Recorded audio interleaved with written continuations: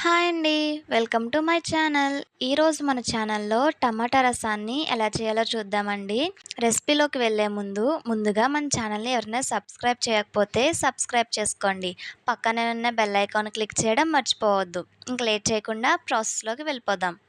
ముందుగా మనం రసంలోకి కావాల్సిన పౌడర్‌ని తయారు చేసుకోవాలండి. ఈ పౌడర్ రసంలో చాలా టేస్ట్‌నిస్తుందండి.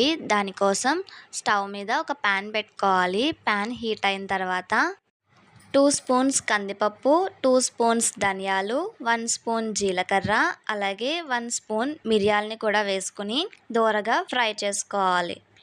తర్వాత అందులోకి ఒక 4, 5 ఎండుమిర్చిని కూడా వేసుకొని ఫ్రై చేసుకోండి.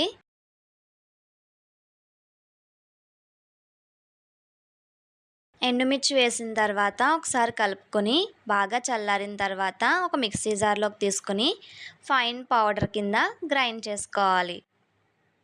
తర్వాత వీడియో క్లిప్లో చూపించిన విధంగా ఇలా ఎర్రగా ఉండే పెద్ద సైజ్ టమాటాలను తీసుకొని చిన్న చిన్న ముక్కలుగా కట్ చేసుకుని ఒక మిక్సీ జార్లో వేసుకోవాలి. తర్వాత ఒక నిమ్మకాయ సైజ్ అంతా చింతపండుని కూడా వేసుకుని గ్రైండ్ చేసుకోవాలి. మెత్తని ప్యూరీ పేస్ట్ లాగా గ్రైండ్ చేసుకొని పక్కన పెట్టుకోండి. ఇప్పుడు ఒక గిన్నెని తీసుకోవాలండి. మీరు ఏ గిన్నెలో అయితే రసం చేయాలనుకుంటున్నారో ఆ గిన్నెని తీసుకొని అందులోకి మనం ముందుగా గ్రైండ్ చేసి పెట్టుకున్న టమాటా ప్యూరీని వేసుకోవాలి. అలాగే మీరు ఎంత క్వాంటిటీలో రసం చేయాలనుకుంటున్నారో అంత క్వాంటిటీలో వాటర్ని కూడా అడ్జస్ట్ చేసుకోవాలి. ఈ కన్సిస్టెన్సీలో వాటర్ అడ్జస్ట్ చేసుకున్న తర్వాత 1 టీ స్పూన్ పసుపు వేసుకోవాలి. అలాగే మీ టేస్ట్‌కి సరిపడా సాల్ట్‌ని కూడా వేసుకోండి. సాల్ట్ వేసిన తర్వాత ఒక 2 పొడుగ్గా చీల్చుకున్న పచ్చిమిర్చిని కూడా వేసుకోండి. అలాగే ఒక గుప్పెడు కొత్తిమీరని, అలాగే ఒక చిన్న బెల్లం ముక్కను కూడా వేసుకొని బాగా కలుపుకొని స్టవ్ ఆన్ చేసుకొని స్టవ్ మీద పెట్టుకోవాలి. లో టు మీడియం ఫ్లేమ్‌లో అడ్జస్ట్ చేసుకుంటూ రసంని బాగా మరగనివ్వాలి.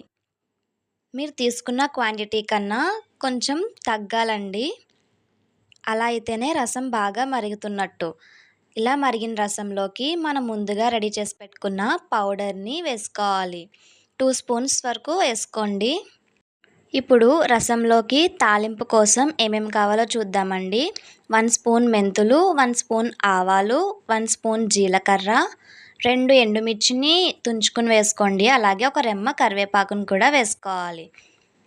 తాలింపు కోసం ఒక పాన్ పెట్టుకుని అందులోకి 2 టేబుల్ స్పూన్ ఆయిల్ వేసుకోవాలి. ఆయిల్ వేసిన తర్వాత సన్నగా పొడుగ్గా కట్ చేసిన ఒక చిన్న ఉల్లిపాయను కూడా వేసుకోండి. మీకు ఇష్టమైతే వేసుకోండి, లేదంటే లేదు. ఉల్లిపాయ లైట్గా ఫ్రై అయిన తర్వాత తాలింపు దినుసులన్నీ కూడా వేసుకుని చిటపట్లాడనివ్వాలి. లాస్ట్లో కరివేపాకు వేసుకుని చిటపట్లాడిన తర్వాత మనం ముందుగా ప్రిపేర్ చేసుకున్న రసంలోకి తాలింపునంతటిని కూడా వేసుకోవాలి. అంతేనండి. ఎంతో టేస్టీగా ఉండే టమాటా రసం అనేది రెడీ అయిపోయినట్టే. ఎప్పుడూ నార్మల్ రసమే కాకుండా ఇలా ఒకసారి టమాటా రసాన్ని ట్రై చేయండి. చాలా బావుంటుంది. మీకు కనుక మా వీడియో నచ్చినట్టయితే లైక్ చేయండి. అలాగే మీ ఫ్రెండ్స్ అండ్ రిలేటివ్స్‌కి కూడా షేర్ చేయండి. Thanks for watching.